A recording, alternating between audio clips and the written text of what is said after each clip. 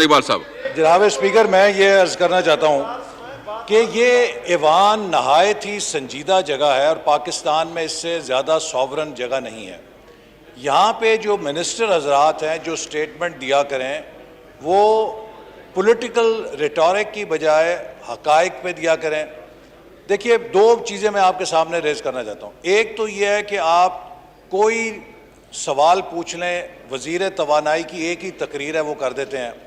اگر مسلم لیگ نون کے دور میں یہ سب بیماریاں تھیں تو جب موصوف 2018 تک مسلم لیگ نون کا حصہ تھے اس وقت تو قصیدے پڑھتے تھے.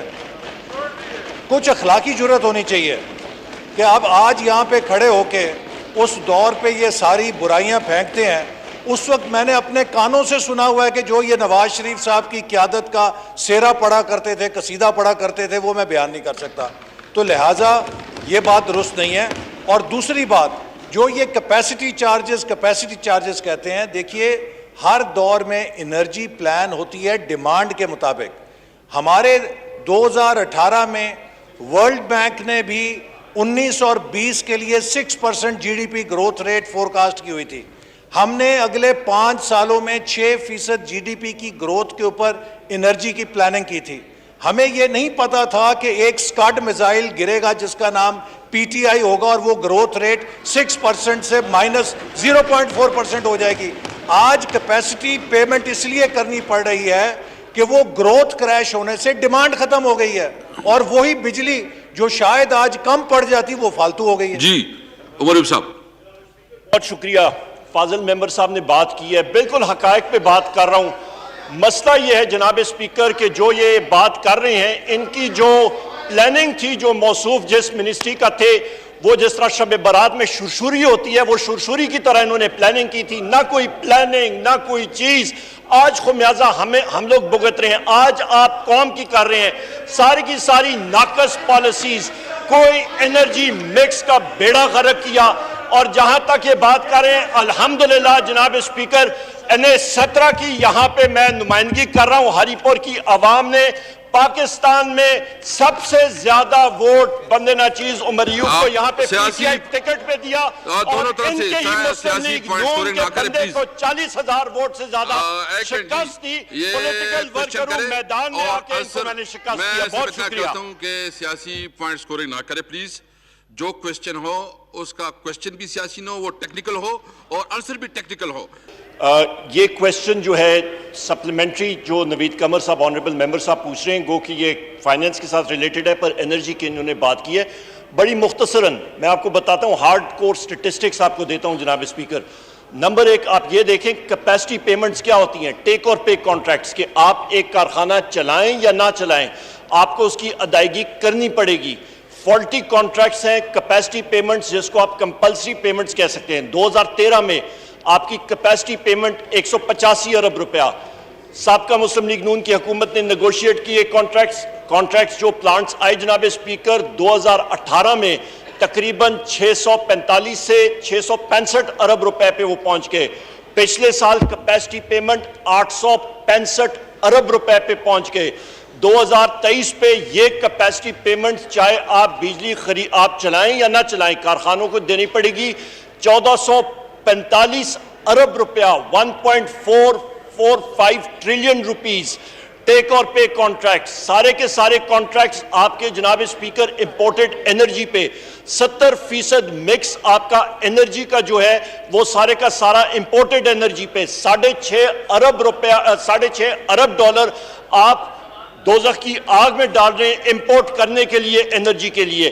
اور آخری چیز سرکولر ڈیٹ آپ دیکھیں جو سرکولر ڈیٹ اس دور میں یا انکریز ہوا ہے وہ مسلم لیگ نون کی جو ناقص پالیسی تھی جو کیپیسٹی پیمنٹس کی اس کی وجہ سے ہوا ہے. لہٰذا اپنے جو ان کے جو آج کل محبت کی پینگیں ڈال رہے تھے پی ڈی ایم کے ہمارے ساتھی پیپلز پارٹی اور نون کے وہ ذرا ایک دوسرے سے پوچھیں. بہت شکریہ. جی ہاں جی چلو میں جی ایک منٹ نہیں میں ایسے پوچھتا ہوں نا کہ یہ ایکسپلین کر لے. جی آنسر بھی taken as it supplementary please. جناب اسپیکر صاحب کافی عرصے بعد آیا جواب دے رہا ہے درست ہے. اس میں دو معاون خصوصی جنہوں نے ابھی تک اپنے ٹیکس ریٹرن نہیں جمع کرائے، ایک زلفی بخاری صاحب اور دوسرے گل صاحب، شہباز گل، اور خاص طور سے 2016 سے اور 2018 سے انہوں نے اپنے ٹیکس ریٹرن بھی نہیں جمع کرائے اور ایکسٹینشن لیتے رہے اس چیز کے لیے کہ ہم ٹائم لیتے رہیں، جبکہ 15 دن کا ٹائم، اس سے زیادہ ٹائم کسی کو نہیں دیا جاتا، بلکہ ہم ممبر نیشنل اسمبلی بھی اگر نہیں دیر ہو جاتی ہے تو سسپینڈ کر دیا جاتا ہے ہماری اس رکنیت کو، جب تک ہم وہ ٹیکس ریٹرن نہ جمع کرائیں۔ لیکن یہاں پر ایک نہیں دو پاکستان ہیں، ان کو اسپیشل ٹائم دیا جاتا ہے، تو میری آپ کی توسط سے استدعا ہوگی کہ بتایا جائے کہ کتنی دفعہ انہوں نے ٹائم مانگا گیا ہے اور کتنی دفعہ ان کو اور ٹائم دیا جائے گا اور کب تک وہ جمع کرائیں گے۔ جی زین قریشی صاحب پلیز۔ بسم اللہ الرحمن الرحیم، شکریہ جناب اسپیکر۔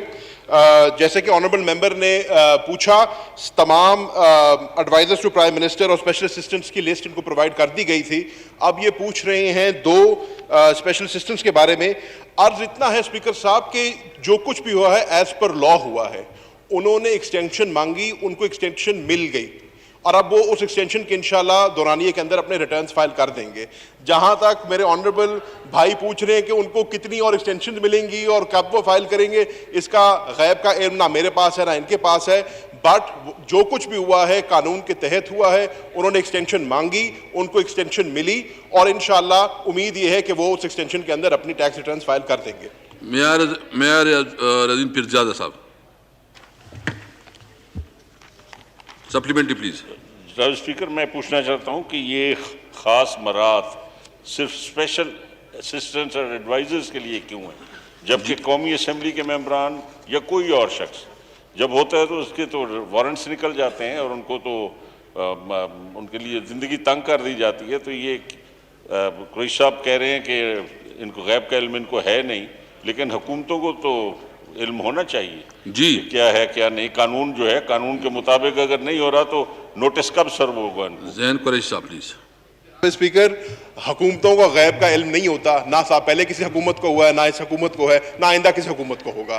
جہاں تک بات ہے ان کی ایکسٹینشن کی، تو سیکشن 114 ہے انکم ٹیکس آرڈیننس کا، اس کے تحت انہوں نے ایکسٹینشن اپلائی کی اور ان کو کوئی اسپیشل اسٹیٹس نہیں دیا گیا۔ اللہ اکبر، اللہ